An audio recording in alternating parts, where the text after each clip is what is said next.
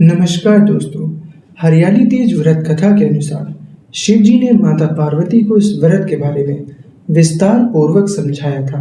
माँ गौरा ने माता पार्वती के रूप में हिमालय के घर जन्म लिया था। बचपन से ही माता पार्वती भगवान शिव को अपने वर के रूप में पाना चाहती थी और उसके लिए उन्होंने कठोर तप किया। 12 सालों तक निराहार रहकर उन्होंने कठोर तप किया। यह सब देखकर उनके पिता महाराज हिमावन बहुत दुखी थे।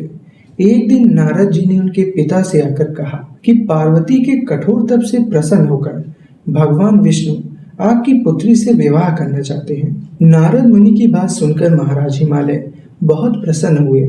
उधर भगवान विष्णु के सामने जाकर नारद मुनि बोले, महाराज हिमालय अपनी पुत्री पार्वती का विवाह आपसे करवाना चाहते हैं।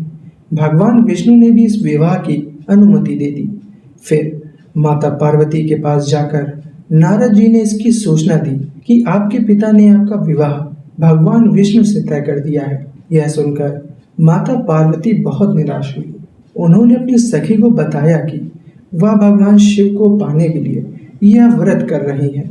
माता पार्वती की इच्छा अनुसार उनके पिता महाराज हिमालय की नजरों से बचाकर उनकी सखियां माता पार्वती को एक घने सुनसान जंगल में स्थित एक गुफा में छोड़ आई।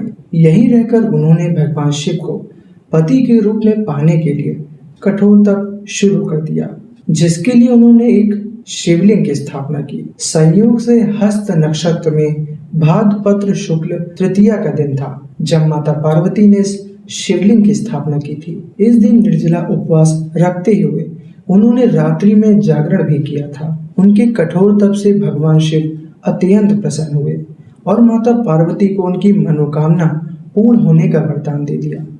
अगले दिन अपनी सखी के साथ माता पार्वती ने व्रत का पारण किया और समस्त पूजा सामग्री को गंगा नदी में प्रवाहित कर दिया।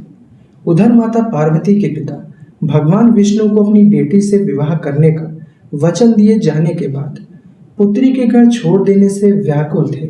वह माता पार्वती को ढूंढते हुए एक स्थान पर जा पहुंचे जहां माता पार्वती थी। इसके बाद माता पार्वती ने उन्हें अपना घर छोड़ देने का कारण बताया और भगवान शिव से विवाह करने का अपना संकल्प और भगवान शिव द्वारा मिले वरदान के बारे में भी बताया। इसके बाद माता पार्वती के पिता हिमालय ने भगवान विष्णु से माफी मांगी और भगवान शिव के साथ माता पार्वती के विवाह के लिए राजी हो गए।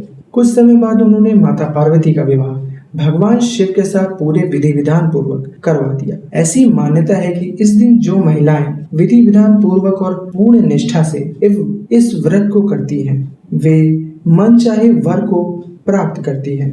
साथ ही यह पर्व दाम्पत्य जीवन में खुशी बरकरार रखने के उद्देश्य से भी मनाया जाता है। तो दोस्तों, आज की इस वीडियो में इतना ही।